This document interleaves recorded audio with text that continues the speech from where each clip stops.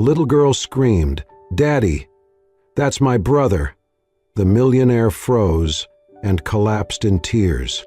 "Daddy, look! That's my brother! He looks just like me and like you." Emily tugged at James Whitaker's hand, her little finger pointing toward the park path. It was a quiet afternoon in Central Park. Since his wife Claire passed away from cancer, James had poured everything into raising Emily alone. Their weekend walks were his way of holding on to her and to the little girl who was now his whole world. James stopped in his tracks, startled by her words. "What did you just say?" he asked, narrowing his eyes at her. She spun around to face him, her pink dress swishing with the movement, cheeks flushed with excitement. Emily insisted, "That boy, over there, sitting by the fountain, he's my brother." James turned to look.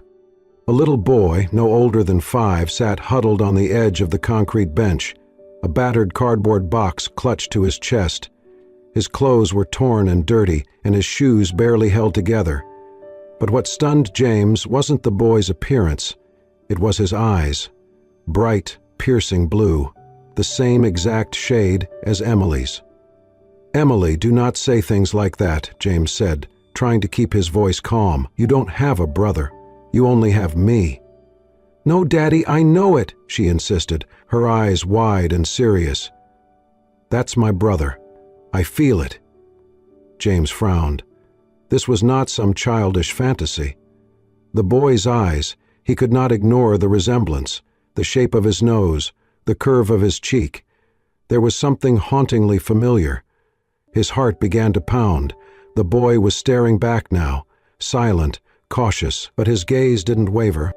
James slowly approached him, Emily still clutching his hand. He crouched down in front of the child. "Hey there," he said softly. "What's your name?" The boy held the box tighter, saying nothing. James tried again. "I'm James. This is my daughter Emily. We were just walking through the park." The boy looked at Emily, then back at James. His voice was barely a whisper. "Noah." "Noah," James repeated. "That's a nice name. Where's your mom, Noah?" He hesitated, then muttered, "At home. She's sick." James's chest tightened. He asked carefully, "Do you live far from here?" Noah looked down. "We live in the basement apartment, over on 43rd Street. Mama doesn't let me go far, but today she was sleeping too long and there wasn't any food, so I came out." "Do you have a dad?" James asked, though his voice faltered mid-sentence. Noah shook his head. "Mama said he left before I was born." James felt dizzy. He tried to shake the thought, but something in the boy's features made it impossible to ignore. His mind raced backward through the years. 6 years ago, a woman had worked briefly in his company, a kind, shy woman named Mary Carter, blonde hair, blue eyes. She had been fired under complicated circumstances, a mix-up with accounting files that had spiraled out of control. She never fought the decision, just vanished. Could it be? James reached into the small backpack he had slung over one shoulder. Emily had insisted on bringing snacks. He took out a wrapped sandwich and held it out to Noah. "Here," he said gently. "You must be hungry." Noah looked at it, hesitated, then took it cautiously. He mumbled, "Thank you." James watched the boy eat, slowly and quietly, as if afraid someone would take it away. There was something heartbreakingly graceful in the way he sat, like he was used to making himself invisible. Beside him, Emily sat cross-legged on the grass and smiled. "Hi, Noah," she said brightly. "I like your eyes. They're just like mine." Noah looked at her, blinking. A faint smile curled his lip. James's heart ached. He stood up and stepped back, trying to breathe. He glanced at Emily, then at Noah, then back again. Same eyes, same face shape. The resemblance was undeniable. He reached for his phone and dialed his assistant. "Monica," he said, his voice tight. "I need you to find everything you can about a former employee, Mary Carter. She worked here about 6 years ago. Start with HR records, anything you can get your hands on." Monica didn't ask questions. "Yes, Mr. Whitaker, I'm on it." James hung up and looked down at the 2 children. Emily was now showing Noah her stuffed bunny, talking to him like they had known each other forever. He knelt down again. "Noah," he said softly, "how would you feel about coming with us for a little while, just to have a good meal and make sure you're okay? Then I'll take you back to your mom." Noah stared at him for a long moment. Then he nodded, clutching the sandwich and his box close to his chest. James stood, lifting Emily into his arms and placing a gentle hand on Noah's shoulder. He did not know what he would find or what truth lay buried in the past, but something told him that his life had just changed forever. And it all began with a little girl in a pink dress, pointing across the park and saying words he would never forget. "Daddy, that's my brother." The elevator doors slid open to reveal James's penthouse on the top floor of a glass-clad tower overlooking Central Park. Noah hesitated at the threshold, clutching his tattered cardboard box as if it were the only thing holding him to the ground. "Come in, buddy," James said gently. "You're safe here." Emily darted ahead, her curls bouncing as she ran through the wide hallway, calling, "Come on, Noah, you have to see my room. It's pink and has stars on the ceiling." Noah stepped in slowly, eyes wide as they scanned the polished floors, the towering windows, the sparkling chandelier. It was a world far removed from the cracked sidewalks and leaky roofs of his own neighborhood. He followed Emily down the hall, still hugging the box to his chest. James watched them disappear into Emily's room, then walked to his home office. He sat down at his desk and opened a locked cabinet. Inside were company records, documents he had not touched in years. He pulled out the old employee files and began flipping through them, page after page, until he found her name. Mary Carter. He stared at the file. The photo, stapled in the corner, showed a young woman with golden hair and a warm smile. She had been a receptionist for less than a year. There had been a misunderstanding about a client report, one that led to an argument between her and a junior manager. James remembered that day vaguely. He had been tired, overwhelmed, and quick to take sides. He signed the termination without asking questions. He never saw her again.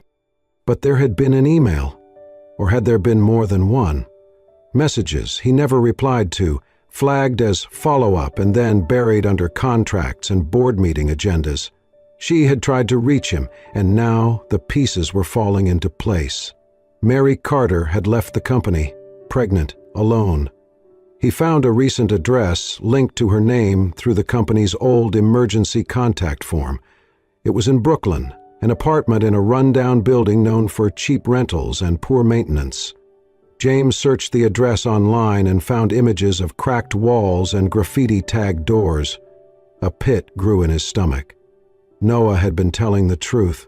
His mother was sick, and she had been raising him in poverty while James built skyscrapers and attended galas. James leaned back in his chair, rubbing his face with both hands. Guilt clawed at him. He had not just forgotten her, he had dismissed her, discarded her when she needed him most. And now there was a child. His child? He could not be sure, but in his heart he already knew. That night, while Emily and Noah played with building blocks on the living room carpet, James made a phone call. He contacted a discreet charity organization that delivered aid to struggling families without revealing donors. He gave them Mary's address. "I want a full grocery order sent," he said. "Include fruits, vegetables, meat, and medicine, vitamins, cleaning supplies. No branding, no notes. Just deliver it quietly." "Understood," the representative replied. "It will be there by morning." He ended the call and returned to the living room. Emily had draped a blanket over 2 chairs, creating a makeshift fort. She crawled inside and pulled Noah in with her, giggling. "This is the castle and you're the prince," she declared. Noah smiled, small, hesitant, but real. James felt a lump in his throat. The way the boy responded to kindness, the way he looked at Emily like she was the sun, the way his shoulders relaxed just slightly when no one raised their voice, he had seen all this before, in himself, in people who had grown up too fast. James stood at the edge of the scene, silently watching. He had to do more than send groceries. He had to face Mary, ask her the truth, tell her he was sorry, and be ready for whatever answer she gave him. The next morning, James dressed quietly while Emily and Noah still slept. When they woke, he gave them breakfast: pancakes, fresh strawberries, orange juice. He told Emily they were going on a little adventure. Noah looked nervous. "Are we going far?" "Not too far," James said. "Just somewhere important." He packed a small bag for the boy, including clean clothes and a new toy Emily had insisted on giving him. As they stepped into the car, James's driver glanced at him in the rearview mirror, sensing the tension. "Where to, Mr. Whitaker?" he asked. James hesitated for just a second. "Brooklyn," he said finally. "I'll give you the address on the way." He sat back, staring out the window as the skyline shifted, wealth fading into worn brick and rusted fences. His heart pounded as they neared the address. Today he would face the past. Today he would find out if the boy beside him was truly his son, and if he was, James vowed silently, he would never let him go again. The car crawled through a narrow street lined with graffiti-covered buildings and rusted fire escapes. James sat silently, watching the scenery shift from sleek glass towers to crumbling brick and worn sidewalks. He had passed neighborhoods like this before, but today it felt personal. When they arrived, he stepped out with Noah by his side. The boy clutched his small bag, eyes scanning the peeling paint and dim hallways. James took a deep breath and knocked on the faded green door of apartment 4B. Footsteps approached. The door creaked open. Mary. Her eyes widened in disbelief. Her hair was pulled back in a tired bun, her face pale and thinner, but still held a quiet grace that James recognized instantly. "Noah?" she gasped. The boy rushed into her arms. "Mama!" Mary clutched him, then looked up. Her voice dropped cold. "James, what are you doing here?" "I need to talk to you," he said softly. "Emily, my daughter, saw Noah. She said he's her brother. I didn't believe it, but—" "I need to know the truth," Mary's jaw tightened. "You don't get to ask questions, not after what you did." "Please," James said, "just give me a few minutes." She held Noah close, her voice trembling. "I was pregnant. I tried to tell you. I sent emails, called, but no one let me through. Then I got fired. I had nothing." James looked stunned. "Mary, I never saw any of that, I swear." She let out a bitter laugh. "Of course you didn't. You were too busy being important. I was 24 and terrified. Then I had Noah. And I raised him alone." James's throat tightened. "I'm sorry. I should have asked. Looked for you." Mary shook her head. "You don't get to show up now and play savior. Noah has a life. It's not much, but it's ours." He swallowed hard. "Mary, is he my son?" She hesitated. Then, with a tear rolling down her cheek, she nodded. "Yes. But I don't want your money.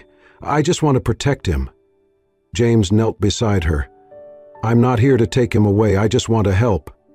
Mary's eyes were wary. "I don't know if I can forgive you." "I understand. But please let me try." He reached into his coat and placed an envelope on the counter.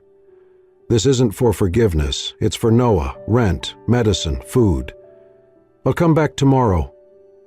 Mary picked up the envelope, her fingers trembling. The hardness in her gaze faded just slightly. James added softly, "Will you let me take a DNA test, just to be sure?" She hesitated again, then nodded. "Fine, but no promises." James stood. "That's all I ask." He looked at Noah, who held his mother's hand, but stared at James with cautious curiosity. James reached out, gently touched Noah's shoulder. "I'll see you soon, okay?" Noah gave a small nod, then, without warning, stepped forward and hugged James's leg for just a moment. Mary said nothing. As James walked down the hall, his heart heavier than ever, he felt something else rise inside him: hope. The envelope trembled in James's hand as he stood in his office, staring out over the Manhattan skyline. He had read it 3 times, but the words still hit like a wave. Probability of paternity, 99.98%. Noah was his son. He exhaled slowly, then looked at the photo on his desk. Emily, grinning in her pink dress. He picked up his phone. 2 hours later, Noah stood at the threshold of James's penthouse, not as a guest, but as family. Emily ran to him. "Noah, you're back! You're my big brother now for real!" She tugged him excitedly into the living room. "This is your room now, or we can build another fort." James watched them quietly, a rare peace settling in his chest. But the moment was short-lived. His phone wouldn't stop buzzing. News had broken. Millionaire has secret love child. James Whittaker's hidden past exposed. Whittaker heir found in Brooklyn. Paparazzi swarmed his building. His office was overwhelmed. The board of directors demanded an emergency call. "You should have handled this privately," said Leonard Chase, his voice clipped. "This is damaging. Stocks are slipping." "This isn't a scandal," James replied. "It's my son." "You're risking our reputation," another added. James's voice sharpened. "If being a father is a risk, maybe we need to rethink what we stand for." He ended the call and stared out the window. Back inside, Noah was quiet, polite but withdrawn. He sat alone during meals, spoke little, and often stared at the door, waiting for a mother who wasn't coming tonight. James saw it all. Money could build safety, but not trust, not love. That evening he tried something different. "Noah," he said gently, kneeling beside him, "how about we make pizza tonight? Just us, me, you, and Emily." Noah blinked. "Make it?" James nodded. "From scratch," Emily clapped. "I want pepperoni flowers again." They rolled dough, made a mess with flour, and decorated pizzas with olive smiles. For the first time, laughter filled the kitchen. The penthouse felt like home. After dinner, James brought out a red bicycle identical to Emily's. "This is for you," he said softly. "You and your sister are a team now."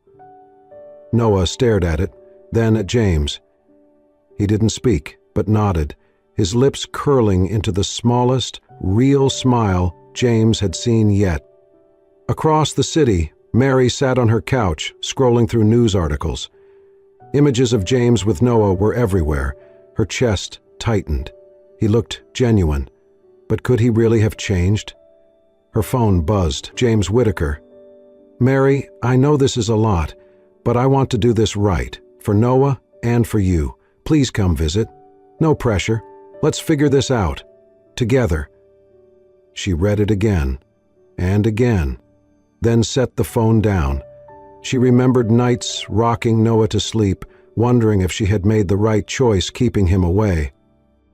But now that man, the one who broke her heart, had faced the media storm, accepted Noah publicly, and stood firm. Maybe, just maybe, in the penthouse, Noah and Emily were curled up under a blanket, a cartoon flickering in front of them. Noah's head rested gently on Emily's shoulder. James stepped out onto the balcony and stood in the cool night air. He had failed before, but he would not fail again. Tomorrow, Mary would come, and he would be ready.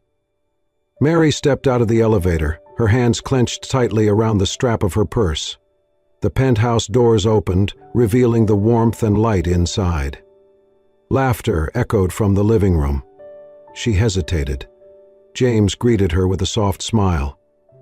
"Mary," he said, "thank you for coming." She nodded stiffly. "I'm here for Noah." James stepped aside, letting her in without another word. Noah was sprawled on the floor beside Emily, both children surrounded by puzzle pieces and crayons. He looked up, his face lighting up. "Mama," he called, running into her arms. Mary knelt, hugging him tightly. "How are you, sweetheart?" she asked. "I like it here," he said. "Emily's funny.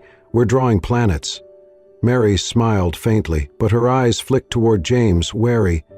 As the children played, James quietly offered her a cup of tea and motioned toward the sitting area. "Can we talk?" She sat down, still guarded. "I've made arrangements," James began, keeping his tone calm, "for your medical treatment.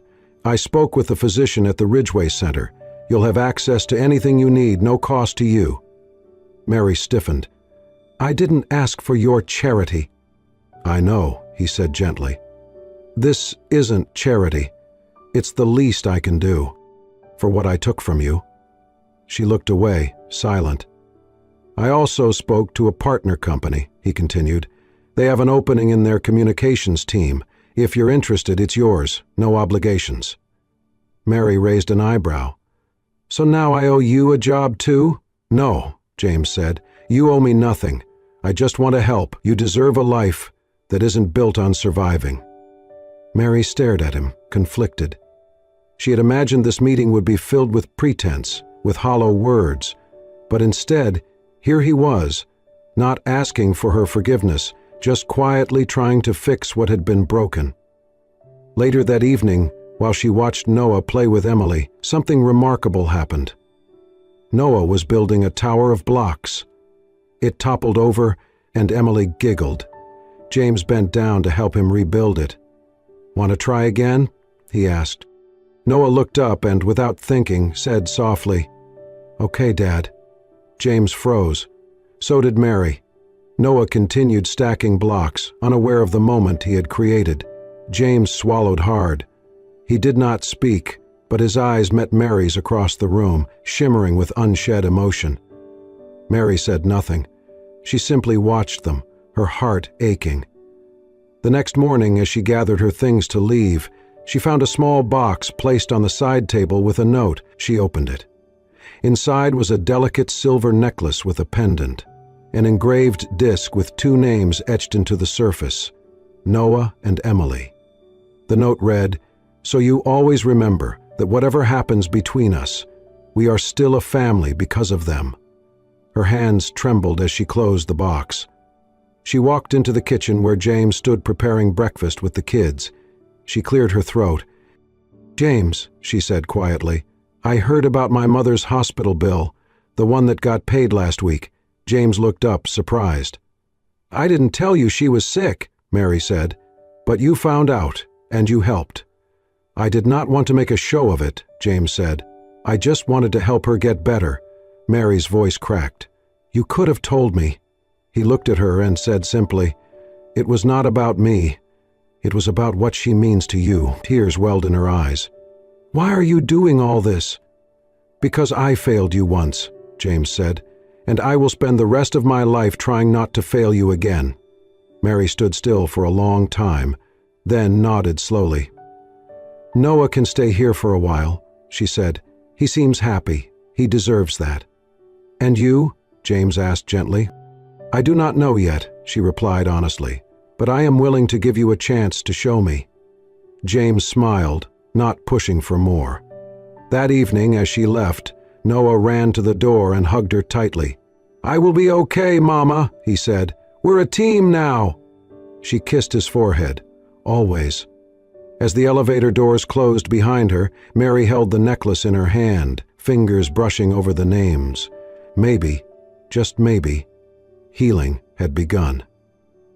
Noah's first day of school came with a mix of excitement and quiet dread. Emily, proudly wearing her pink backpack, held his hand tightly as they walked into the classroom. She chatted endlessly, unbothered by the crowd of new faces. Noah, though, felt the eyes on him. Whispers started before the bell rang. Some kids noticed his shoes were slightly older, his backpack simpler.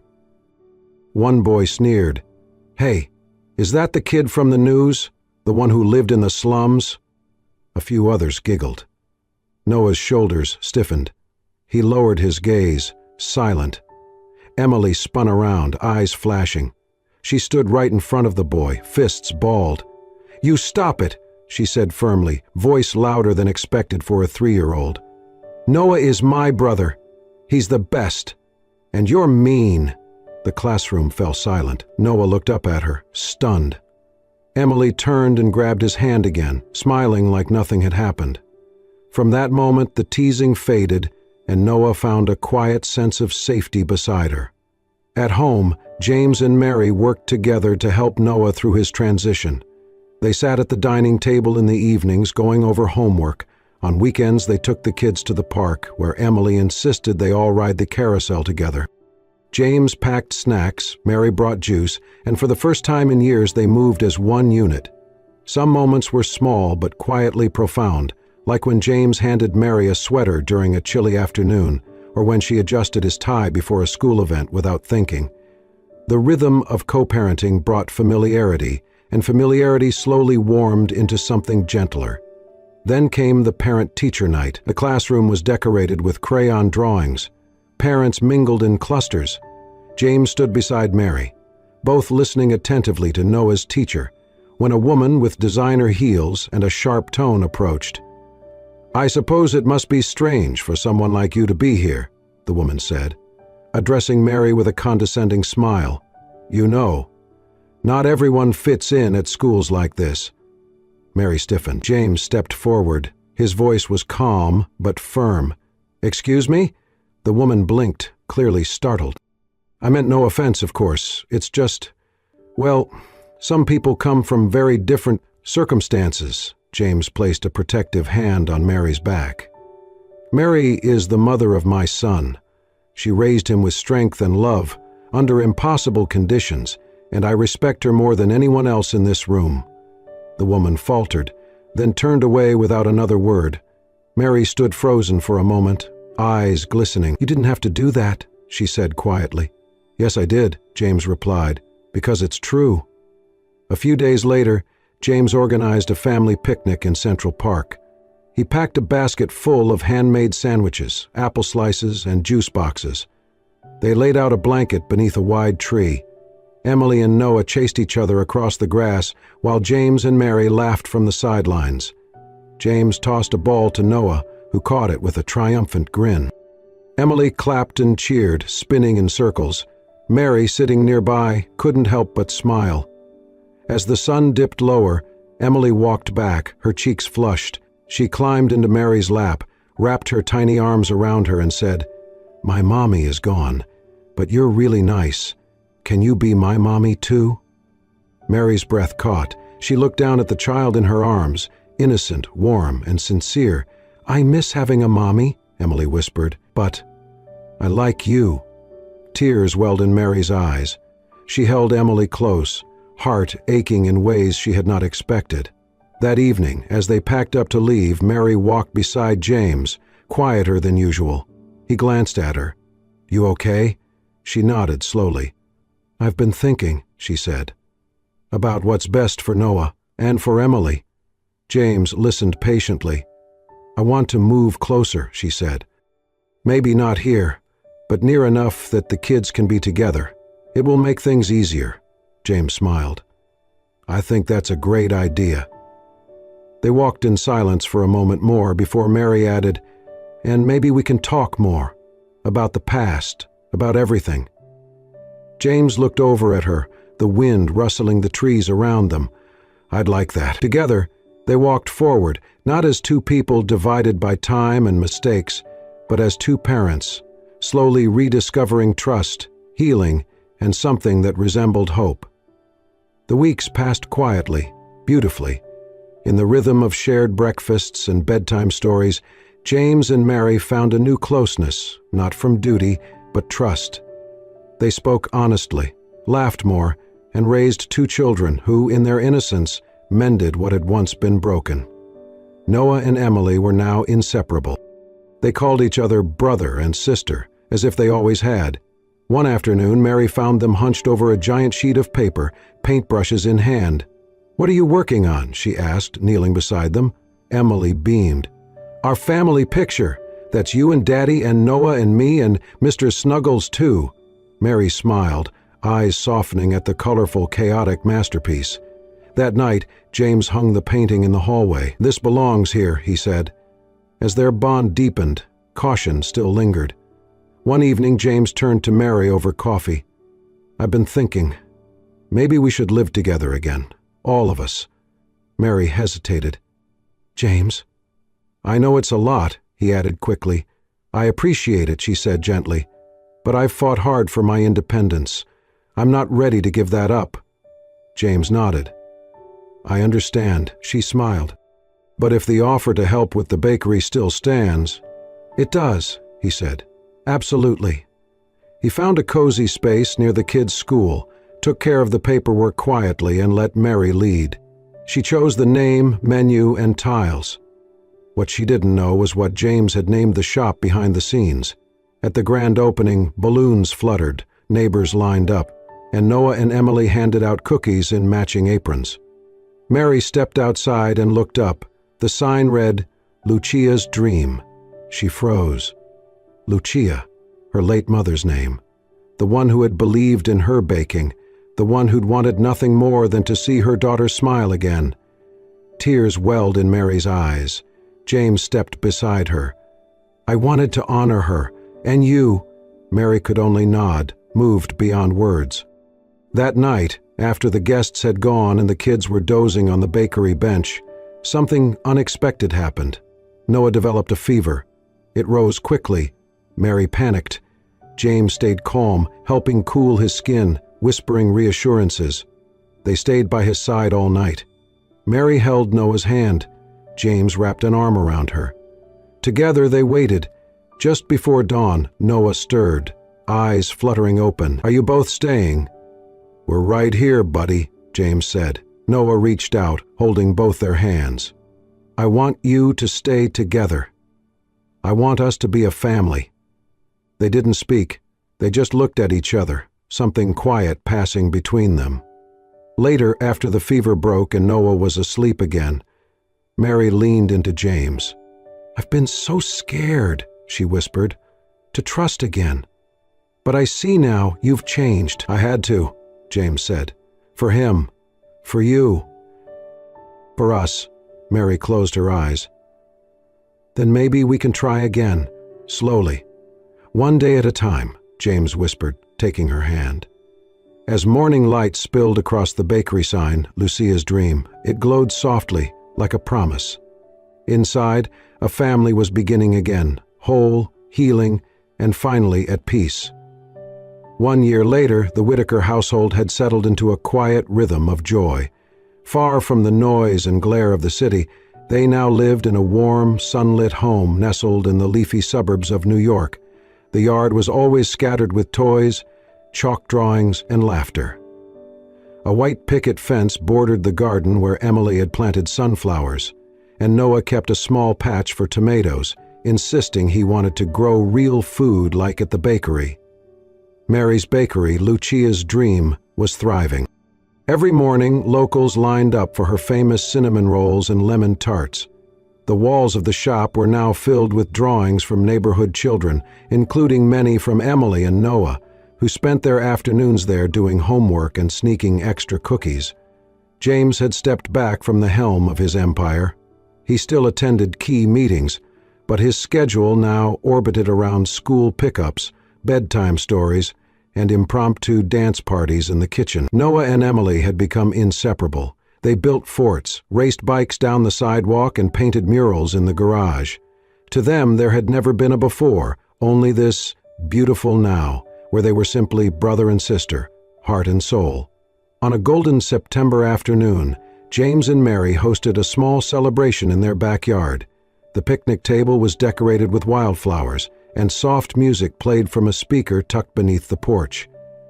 Friends from the bakery, a few neighbors, and family gathered to celebrate the anniversary of the day everything changed, the day they all became one family.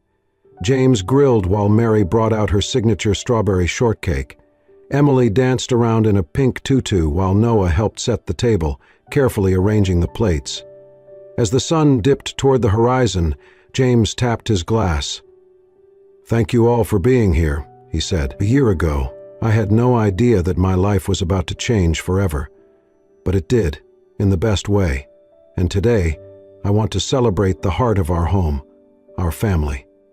Mary smiled beside him, her eyes glowing. Just then, Noah and Emily came running forward. "We have a surprise," Emily squealed. They handed their parents a large, carefully folded piece of paper. When James opened it, his breath caught in his chest. It was a drawing, crayon strokes full of color and feeling. 4 figures, holding hands beneath a setting sun. Above them, in wobbly letters, it read, "Our family forever." Mary's hand found James's, and their eyes met, no words needed.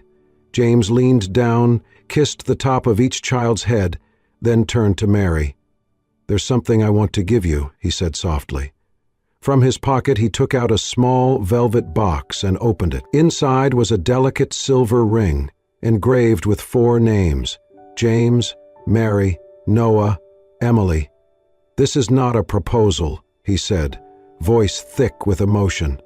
"This is a promise that I will always be here, for all of you, no matter what." Mary's eyes filled with tears. She slipped the ring onto her finger, holding his gaze. "Then I promise the same." As twilight settled over the yard, the family sat on the porch swing together. The children leaned against their parents, eyes drooping from the long day. Laughter echoed as fireflies blinked in the garden.